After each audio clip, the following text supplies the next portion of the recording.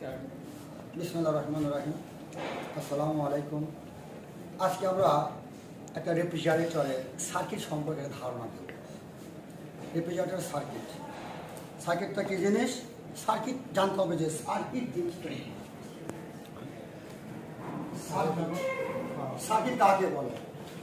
Circuit কাকে বলে? কারো আইডিয়া আছে?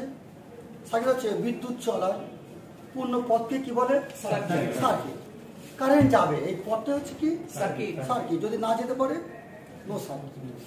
এর মধ্যে সার্কিট আমাদের আছে একটা frost type refrigerator circuit, auto defrost circuit, non কোয়াজেবল সার্কিট, সেস টাইপের circuit, split AC circuit, window AC circuit, অনেক সার্কিট।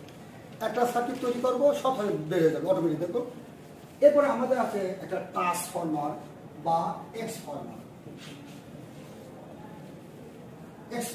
এটা কি জিনিস? একটি ইলেকট্রিক মেশিন। পাওয়ার এবং ফ্রিকুয়েন্সি অপরিবর্তিত রেখে ভোল্টেজ ট্রান্সফার করাকে বলা হয় ট্রান্সফরমার। কি একটা ইলেকট্রিক মেশিন প্লাস একটা কয়েল, আর এর পাশে একটা কয়েল আছে, এই কিন্তু কানেকশন নাই, কিন্তু এর মধ্যে কোর থাকে, সংযোগ নাই, কিন্তু কোর। দেখো, এখানে আমরা এসি সাপ্লাই দিই, তাহলে এর মধ্যে কি তৈরি হবে? চুম্বক ক্ষেত্র তৈরি হবে বা ফ্লাক্স তৈরি হবে, ম্যাগনেটিক ফ্লাক্স তৈরি হবে। এর পাশে যদি আমরা এই পাশে কাটবো, তখন এখানে আমার ভোল্টেজ তৈরি হবে। যত বেশি ফ্লাক্স কাটবে তত বেশি ভোল্টেজ তৈরি হবে। তাহলে আমরা ট্রান্সফরমার জেনে গেলাম। ট্রান্সফরমার বা এক্সফরমার একই জিনিস, কিন্তু ট্রান্সফরমার। ক্লিয়ার? ট্রান্সফরমার কি জিনিস আমরা জেনে গেলাম। সংযোগ নাই, কিন্তু তার কিন্তু ভোল্টেজ পাই। এবার অনেক টাইপস আছে, স্টেপ আপ, স্টেপ ডাউন, পাওয়ার, অটো, অনেক অনেক কিছু আছে, ওগুলো আমরা অত জানবো না। আপাতত জানবো আমরা ট্রান্সফরমার প্রিন্সিপালটা কি জিনিস। ক্লিয়ার? এরপর এগুলো আমাদের লাগবে কাজ করার জন্য। এটা দিয়ে আমরা সার্কিট যখন তৈরি হবে, যে একটা সার্কিট জানবো, যে একটা ফার্স্ট টাইপ রেফ্রিজারেটরে ইলেকট্রিক সার্কিট, ফার্স্ট টাইপ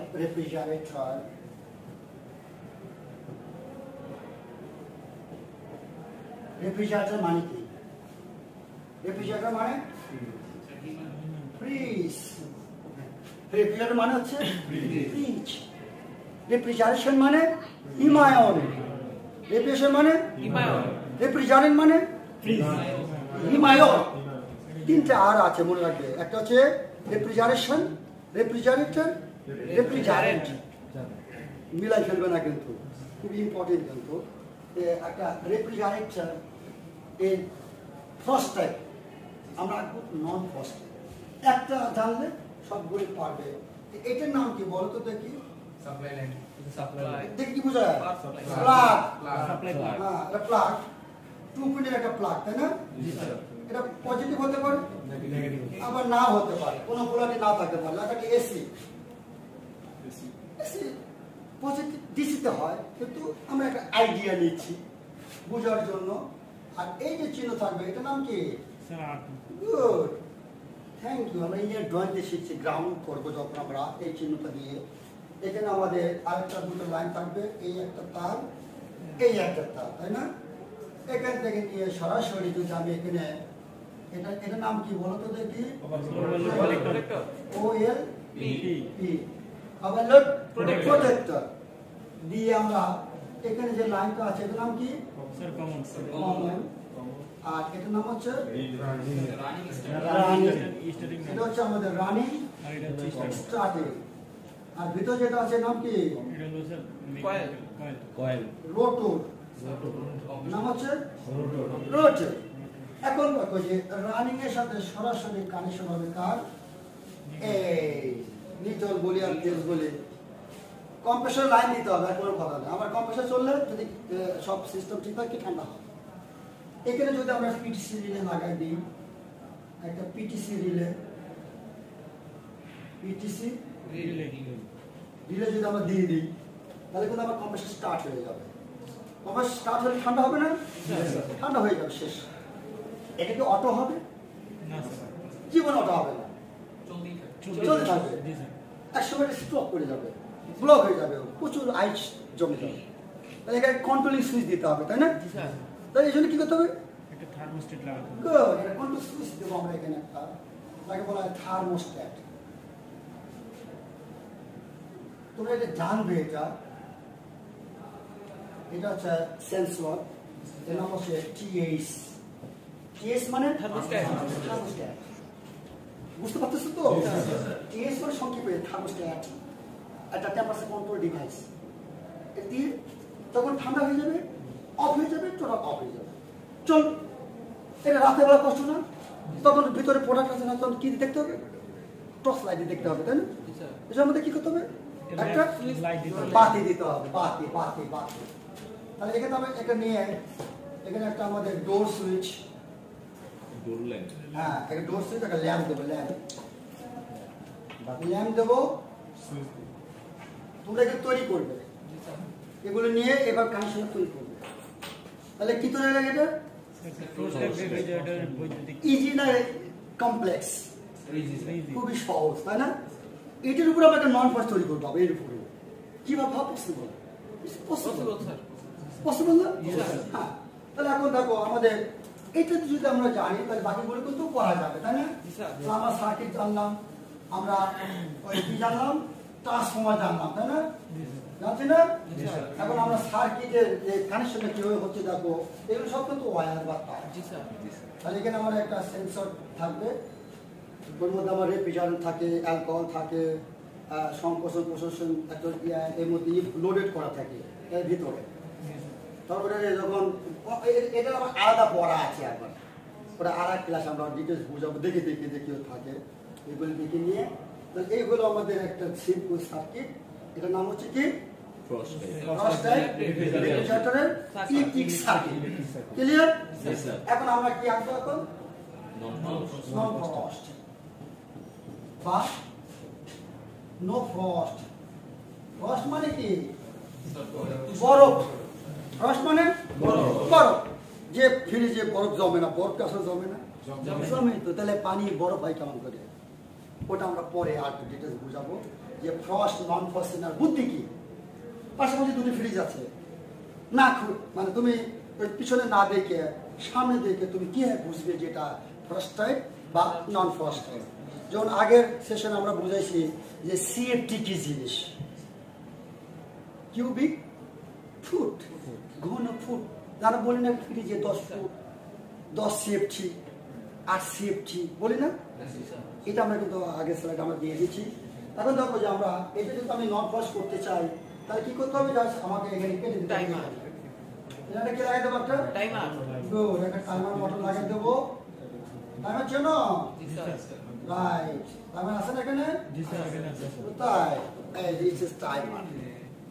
এটা টাইমার। এর মধ্যে কয়টা পিন থাকে? চারটা পিন থাকে। টাইমারে কয়টা পিন থাকে?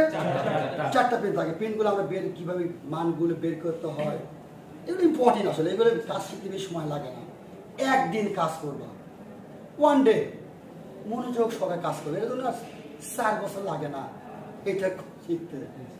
একটা রেফ্রিজারেটরে গ্যাস চাষ করতে আর 6 বছর লাগে না, একটা এসি ইনস্টল করতে আর 14 বছর লাগে না। কয় ঘন্টা লাগে একটা এসি বসাইতে? 1 ঘন্টা। রাইট। একটা রেফ্রিজারেটরে গ্যাস চাষ করতে কয়দিন লাগে? রাইট। আমার রেফ্রিজারেটর ইঞ্জিনিয়ার হচ্ছে, তাই না? ওই খালি গ্যাস চাষ করে, এটা আমাদের কাজ। ভিতরে কি আছে, কিভাবে কাজ করে, এইগুলো কাজ হলে আমাদের কাজ, ইনোভেটিভ কাজ, যেন আমরা বোঝাচ্ছি যে কিভাবে কাজগুলো হয়, তাই না? এখন দেখো এগুলো খুব ইজি। যে এরকম টাইমারে 4টা পিন থাকে। এটা হচ্ছে পিন নাম্বার 1, পিন নাম্বার 2, আর আছে কি এখানে আছে না? Pin number 3, pin number 4। এই 4টা পিন বা বিভিন্ন আমরা অ্যাঙ্গেল দেখালাম। আর পাশাপাশি নিয়ে আমরা কোনটা কোনটা হবে ওটা বুঝাবো। দেখো যে এখানে একটা মোটর আছে, সরাসরি মোটর থাকে। এর মধ্যে একটা মোটর থাকে ঘোরে, দেখছো না? খুলে দেখবে, আমাদের ল্যাবে অনেক আছে, দামও বেশি নয় কিন্তু, খুব সিম্পল। এই কিন্তু দেখো এই রোটরটা ঘুরে কি করে, একবার এখানে কন্ট্যাক্ট দিবে, আবার এ ঘুরে ঘুরে এসে এখানে কন্ট্যাক্ট দিবে, মানে এ মুভ করে, একবার এখানে আসবে, আবার এই কন্ট্যাক্টে যাবে। কিভাবে কাজ করে আমরা এখানে জানাই দিচ্ছি, আসলে ওইভাবে করে কিনা ওটা আমরা দেখে নিব। এখন দেখো যে এখানে যদি আমরা হিটার লাগাই দিই, মূল্যন হিটার, এটাকে সেভ করার জন্য, মোটরটাকে রক্ষা করার জন্য সরাসরি দিলেও চলে, সরাসরি দিলেও চলে, নিরাপত্তার জন্য না, সরাসরি এটা দিয়ে আমরা কোথায় লাগাই দেবো, এর কোনো পোলারিটি নাই, এটা দিলেই হবে। আসলে হয় কিনা তোমার বানায় দেখবে, হয় গুড, আমরা করেছি। এরপরে দেখো যে এখানে একটা আছে না, এখানে একটা কি দেবো, এখানে একটা থার্মোস্ট্যাট আছে, এর নাম কি DTH বা কুলিং ওভারলোড বা ডিফ্রস্ট থার্মোস্ট্যাট। তাহলে কয়টা থার্মোস্ট্যাট লাগে না? দুইটা। এই যে একটা থার্মোস্ট্যাট 1 নম্বর, এটা একটা থার্মোস্ট্যাট 2 নম্বর। তাহলে এটা যে কাজ হবে, এটার নাম হচ্ছে কুলিং থার্মোস্ট্যাট, এর নাম হচ্ছে হিটিং থার্মোস্ট্যাট। এটি হিট করবে, এটি হিটারকে সংযোগ দিবে। তাহলে এখানে একটা হিটার দিতে হবে, তাই না? কি দিতে হবে? হিটার দিতে হবে, STR। এটা দিয়ে একটা কি দেবো, একটা ফিউজ দেবো, ফিউজ। এরপর লাগাই দেবো লাইনটা এখানে, কারবার শেষ। এটা ফিউজ, STR। এটা যদি এর সংযোগ পাবে, যদি প্রচুর বরফ জমে কুলিং কয়েলের উপরে, তবেই এই লাইন দেবে হিটারকে, আদারওয়াইজ নো। মনে রাখবে, এই জন্য নাম হচ্ছে হিটিং থার্মোস্ট্যাট। যখন আমার ফ্রিজে বরফ জমবে, ওটাকে ডিফ্রস্ট মানে বরফ গলানো। যখন ফ্রিজে বরফ জমবে, তখন এই লাইন দেবে হিটারকে। এর আগে যদি দিয়ে দেয়, পুরি শেষ। এরকম অনেক ফ্রিজ আমি পেয়েছি, পুরি একদম মানে শেষ, কয়লা হয়ে যায়, কোনো ওটা ব্রেক হয়ে যায়, যখন না করে। সাবধান, এর নাম হচ্ছে হিটিং থার্মোস্ট্যাট। যদি হিট করে, এর নাম হচ্ছে কুলিং থার্মোস্ট্যাট বা কুল করে। এটা পুরোটাই কিন্তু যদি ব্রোক হয়ে সব বন্ধ, তাই না? হ্যাঁ, যদি মনে রাখবে থার্মোস্ট্যাট অনেক টাইপস আছে, এটা আবার 6th সেমিস্টার আমরা পড়বো RSC সার্কিট কন্ট্রোল 2-তে গিয়ে, যে টাইপস অফ থার্মোস্ট্যাট কত বড়, তখন আমরা কত ডিটেলস জেনে নেবো। আমরা কিন্তু আঁকাই ফেললাম। এখন দেখো যে এখান থেকে আমাদের কি করতে হবে, একটা কি করতে হবে, একটা ফ্যান দিতে হবে, তাই না? হ্যাঁ, একটা ফ্যান দিতে হবে। ফ্যান না দিলে আমাদের কি হবে, এর সরাসরি ফ্যান দিবে, ফ্যান মোটর দেবো।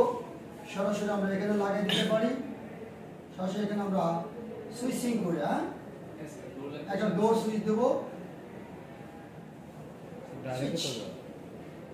ডোর সুইচ, ফ্যান মোটর হয়ে গেল। আর কিছু আছে? একো কোম্পানি একরকম বিজি করে এমন করে দিয়ে দেয় যেন কঠিন কিছু, আসলে কঠিন কিছু আছে এর মধ্যে। এখন তুমি আঁকতে পারবে? প্রথমে কি আঁকাইছি আমরা? ফার্স্ট টাইম কোনটা আঁকেছি? First time. পরে কি দিলাম, এরপরে ইজি হয়ে গেল না? যদি ওইটা আমরা আগে আঁকতে পারি, পরে এটা আমরা আঁকতে পারবো ইজিলি। তাহলে এইটা আমাদের নাম কি? এটার নাম কি? Fan motor. এখানে আর এটার নাম কি বলো তো দেখি? Compressor motor. গুড। আর এটার নাম কি? একটা হিটার, মলিউন হিটার। মলিউন হিটার। ওই যে বডি গরম রাখে, ওর মধ্যে দিয়ে একটা রেজিস্ট্যান্স দিতে পারি, যেন আমার ওই এটা না পড়বে। এটা কঠিন কিছু না, তোমরা এটা তৈরি করে দেখবে। বাল্বের কাজ কি, ল্যাম্পের কাজ কি, এটা কি বলা দরকার আছে? কঠিন কিছু বলো তো। সুইচের কাজ কি? বুঝাইতেন আরে আল্লাহ রে, সুইচের কি কাজ যদি আমি বলা লাগে, কষ্ট লাগে না? থার্মোস্ট্যাটের কাজ আমরা আগেই জেনে গেছি, ফান্ডামেন্টালস।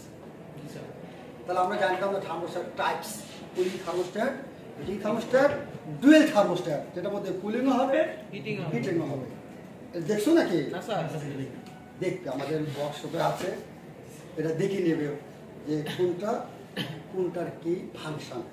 যে তোমরা কি ফাংশন বলেছি, তাহলে যে ছবি আমরা আঁকলাম এটা কিসের ছবি? এটা রেফ্রিজারেটরের ইলেকট্রিক সার্কিট। ক্লিয়ার?